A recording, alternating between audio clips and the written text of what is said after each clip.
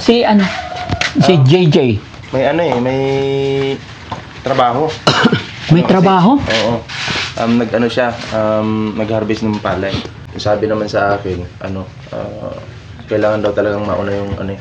Kasi nabanggit sa akin ng taong kausap ko kahapon yung tumawag, parang uoperahan si Kuya Oliver. Operahan. Opo. Isa lang sa kanila. Oo, kahit isa lang. Di ko pa alam na emergency pala. Oo. Basta ang sabi ko lang sa kanila, kailangang makausap sila. Then sabi naman, busy talaga. At tingnan natin, baka nandyan. Oo. Oo. Pasuyo, sir. Oh, sige. Tignan mo na lang. Sarado eh. Sarado. Tag-ani na rin ang palay, no? May palay. Palay na sila. Tag-ani na talaga. Paano kaya ito mga kababayan, mga kabarangay? Kasi napaka-importante ito. Emergency po at hindi natin alam. Dahil nakausap ko po ang taong nag-message tumawag sa amin, hindi rin niya masabi through phone, bad cause ang sinabi niya, emergency lang at kailangan makausap ang kapatid. Ang doktor daw po ang magpapaliwanag personally doon sa kapatid. Yon mga kababayan, mga kabarangay, magandang morning na naman po sa atin lahat. Kumusta po kayo mga kababayan? Mapapansin nyo, nandito kami sa likod ng bahay mga kababayan, dito kami sa shelter kasi sa harap maraming tao, medyo maingay. Kasagsagan kasi ngayon ng pagpapaani natin ng palay, no? Pero mga kababayan, ang vlog natin ngayon is regarding po kay Kuya Oliver. Actually mga kababayan, medyo nalungkot ang Team Daddy Frankie. Hindi ko alam kung saan ko ilulugar ang sarili ko. Malulungkot ako or what. Dahil kahapon ng hapon, nandoon kami sa Apayao, ay nag-message ang pamunuan ng bahay pagamutan at emergency daw po about kay Oliver. Nabasa namin ang text, ito ang kanyang message mga kababayan, no? Magandang umaga po. Ako po si pamunuan ng pagamutan ng NCFM, yan, Health Center. Emergency po patungkol po sa kapatid ninyo na si Florentino Partido. Yun po yung tunay na pangalan ni Kuya Oliver. Importante lang po, salamat. Kaya agad-agad po nag-message po kami sa kanila, nag-reply po kami at nag-explain po sila sa amin na kailangan daw po na makausap ang mismong kapatid, which is si Kuya JJ po iyon. Dahil siya po yung nakita nila nung pina-admit natin si Kuya Oliver, no? So ang plano sana mga kababayan is day off sana ng team today, pero dahil 2 days kami sa Apayao, 12 hours papunta doon ng biyahe, 12 hours pabalik, kaya bigyan ko sana ng day off itong ating team, pero emergency nga po, sabi ng bahay pagamutan. Kaya nakiusap ako na tiisin na lang muna at didiretso kami ulit ngayon. Dumating kami dito mga kababayan, kagabi is alas 4 ng madaling araw, and then time check po 7 AM na po. Aalis din kami dahil emergency po at hindi natin alam. Dahil nakausap ko po ang taong nag-message tumawag sa amin, hindi rin niya masabi through phone, bad cause ang sinabi niya, emergency lang at kailangan makausap ang kapatid. Ang doktor daw po ang magpapaliwanag personally doon sa kapatid. Maybe secretary po siguro yung kausap natin at hindi rin natin pwedeng ibigay yung mga complete name nila na wala tayong permission. Kaya ako na lang po ang nasasalita through sa base po doon sa napag-usapan namin mga kababayan. Kaya naman mga kababayan, dali-dali po akong nag-message doon sa mga kapatid about kay Kuya Oliver tungkol sa napag-usapan namin. Ito ang message ko mga kababayan sa kanila. Ano to sabi ko? Yung una. Sabi ko, magandang gabi po. Papunta po kami dyan bukas ng umaga. Dadaanan namin si Kuya JJ or isa sa mga kapatid. Dahil po, punta tayo sa ospital. Ayon po sa panawagan ng ospital, gusto makausap ang isang kapatid. Yun ang sinabi ko. Sabi naman, sige po, kakausapin ko po ang mga kapatid ko. Sabi ko, sige pakisabi, mga 9 a.m. nandyan kami para sakto mga lunch is nandoon na sana kami. Ang problema mga kababayan, sabi niya, good evening DF. Nandito kami ngayon sa bahay ni JJ. Sabi niya, hindi daw makasama sa pagpunta dahil magpapaani daw sila ng bigas. So medyo, ito yung problema mga kababayan kasi gaya ng aking sinabi, alam nyo naman po, sa lahat po ng mga dinadala natin, kailangan talaga kamag-anak ang nagde-decide, hindi po kung sino-sino. Dahil po, ito yung security, security purposes po. Anything happen, ano't ano ang mangyayari, kailangan alam ng pamilya. Diba? Ang mga doktor, nagpapapirma po yan ng waiver kahit sabihin natin, pamilya ko, dinala ko, like nangyari sa mother ko nakaraan, bawat galaw, may pirma, may waiver talaga. So, hindi pa natin alam mga kababayan, pero ito namang problema ako, na wala daw makasama. So, paano kaya ito mga kababayan? Paano natin matutulungan kung ganyan po yung sinasabi ng mga kapatid? Kesyo may ginagawa, kesyo nahihiya daw yung iba, yung babae,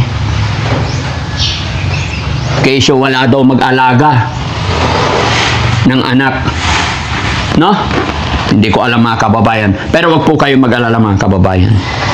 Kahit sabihin pa nila sa akin mga kababayan na magpapaani. Kahit ako mga kababayan, actually, ayan, tignan nyo, kung mapapansin ninyo, nagsimula na po 3 days ago ang pagpapaani namin ng palay. Kaya mula doon sa harap, may mga nakatambak dito. Pero pag napabilad na namin yan mga kababayan, didispose din, ibibenta rin. Pero magtitira lang kami siguro ng mga 2,000 sako. May titira namin dito para ipapagiling, para pamigay-migay natin sa ating mga lolo't lola. So yun, mga 2,000 ititira. Yung the rest, ibibenta na natin kasi sobrang dami, pangit din pag ma-overstock. Pero ginagawa natin ng paraan mga kababayan yung ating trabaho. No? Pero yun lang, medyo nalulungkot lang ako, pero wag po kayo mag-alala mga kababayan. Gagawa po ako ng paraan para may maisama ako kung kinakailangan po. Basta gagawa po ng paraan si Daddy Frankie. Kakausapin natin sila na maayos, explain natin para mapagaling ang kanilang kapatid.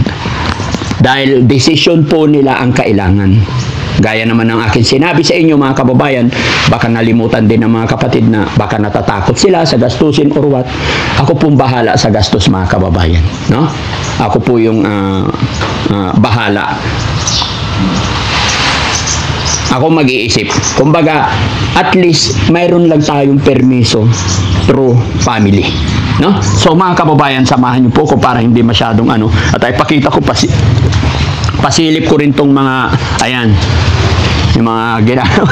laglag na yung mga sasakyan sa kabila. So ayan mga kababayan, oras na ng ano. Ilang kayo nagbibilad? 5 po. 5 kayo? Yes po, Daddy Frankie. O sige, ingat kayo. Sige po.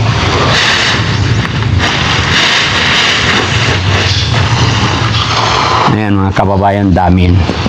Dire-diretso po yan. Siguro mga isang buwan siguro mga kababayan na magbibilat yan. No? At sana hindi na muna umulan kasi once na umulan to, ayan. Gusto ko rin sanang tumulong mga kababayan. Exercise namin to eh. Yung magbuhat ng tagi-isang sako, exercise ng inyong lingkod yan. Pero wala mga kababayan, hindi po pwede. No? Kaya tara, alis na tayo mga kababayan.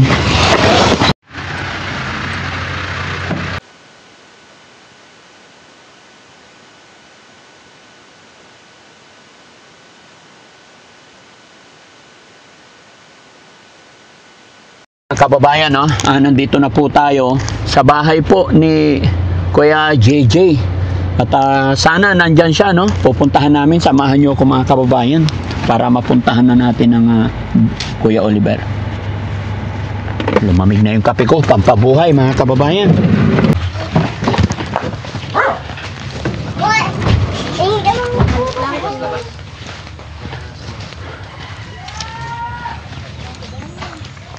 Hi, good morning. Good morning. Kumusta? Si Si JJ. May ano eh, may trabaho. May trabaho? Oo. Nag-ano siya, nag-harvest ng palay. So, Ano yung palay nila yun? palay ba nila yun? Palay nila. Ah, palay niya. Oo. Kasi, tag-ulan. So, kailangan i-harvest daw. Ah, kailangan samantalahin.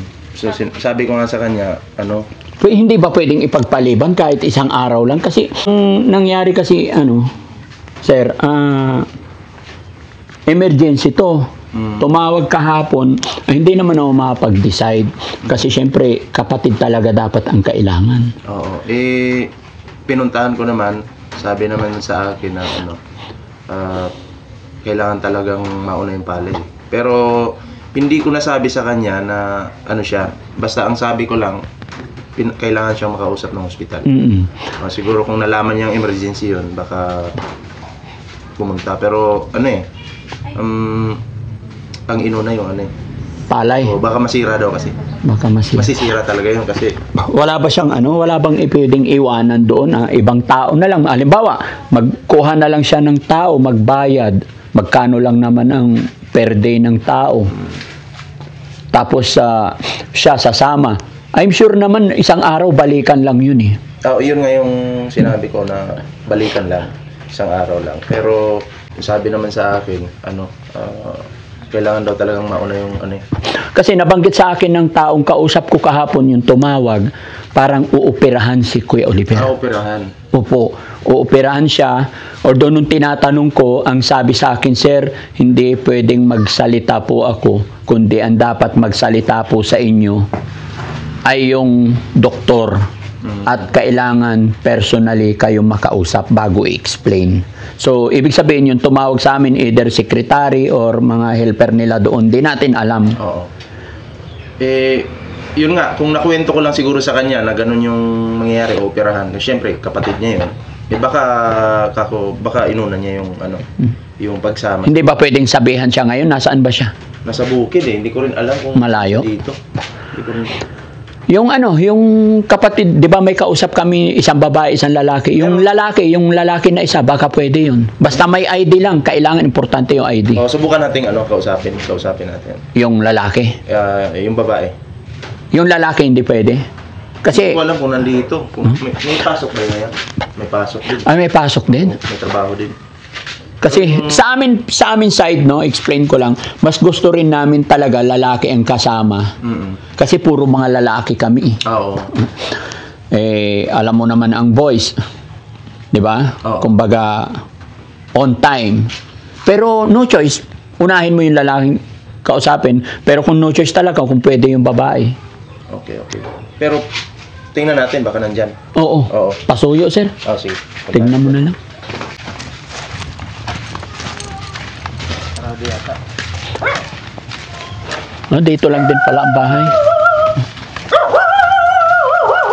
Sarado eh. Sarado. Tag-ani na rin ang palay. May palay. Palay na sila. Tag-ani na talaga. Parang may trabaho talaga. Ito, nakasarado eh. Oo. So, ibig sabihin, walang tao sa bahay. Oo. Nga kasi talaga yun eh. Kasi sa may kasama yung babae din. Oo, di ba? Dito tayo pa rin, maingay yan. Sayang si Kuya JJ sana.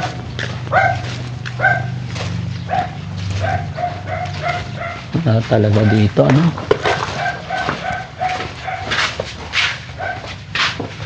Paano kaya ito mga kababayan, mga kabarangay?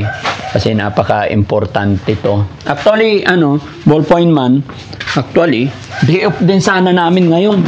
Kasi kahapon, nung tumawag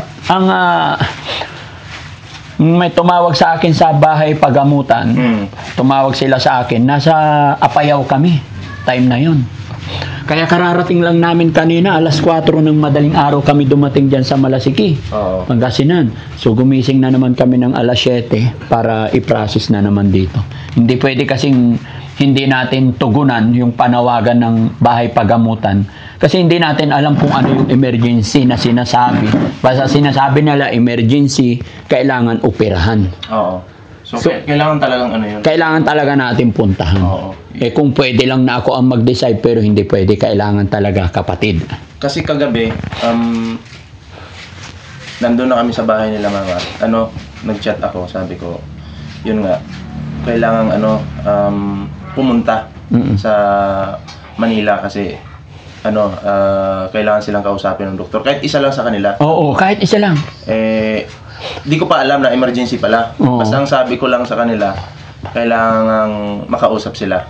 Then sabi naman, busy talaga at may tatrabahuin nga. Kaya sabi ko, sige, mamaya daan na lang kami dito. Tapos pumunta kami dito, pinuntahan namin si JJ, kinausap.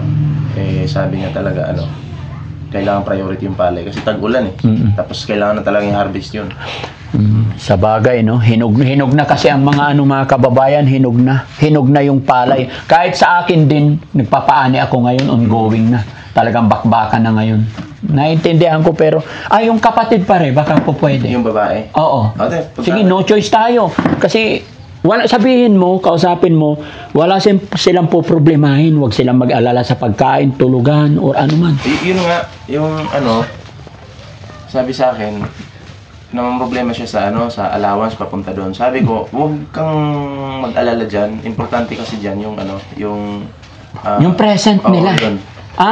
Nag-aalala sila kasi wala silang pera. Oo, yun. Wala silang allowance. Oo. Sabihin mo, akong bahala sa lahat. Sasagutin ko lahat pare. Oo, yun. No? Sinabi ko nga huwag kang mag-alala kasi pamasahe, hindi ka naman mamasahe. May sasakyan naman. May pagkain naman. Importante lang mabisita lang yung Yes. yung kapatid kasi siyempre uoperahan yun eh. Opo, hindi natin alam. 'Di ba? Baka magpapirma sila kung ano yung mga dapat pirmahan. Oo, yun. 'Di ba? For security siguro. Hindi natin alam. Huwag naman sana mga kababayan, mga kabarangay. Kasi ultimo yung tumawag sa amin, ayaw talaga magbigay ng info.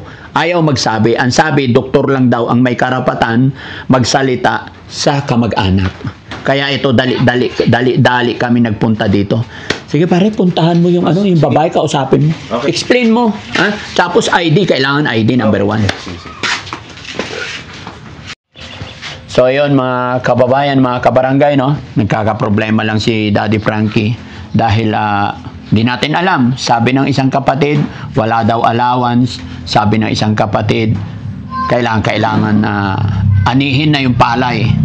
Although totoo naman po, oras na ng tag-ani talaga. Pero gaya ng aking sinabi kanina mga kababayan, gagawa ako ng paraan para may maisama tayo para kay Kuya Oliver. Kasi nga po mga kababayan, may kasabihan tayo na pag gusto, may paraan. Kaya hindi pwedeng hindi. Gagawa tayo ng paraan mga kababayan, maniwala po kayo sa akin. Kung kinakailangan magbayad tayo ng maggagapas para maisama natin si Kuya JJ, gagawin ko po. Di ba? Okay.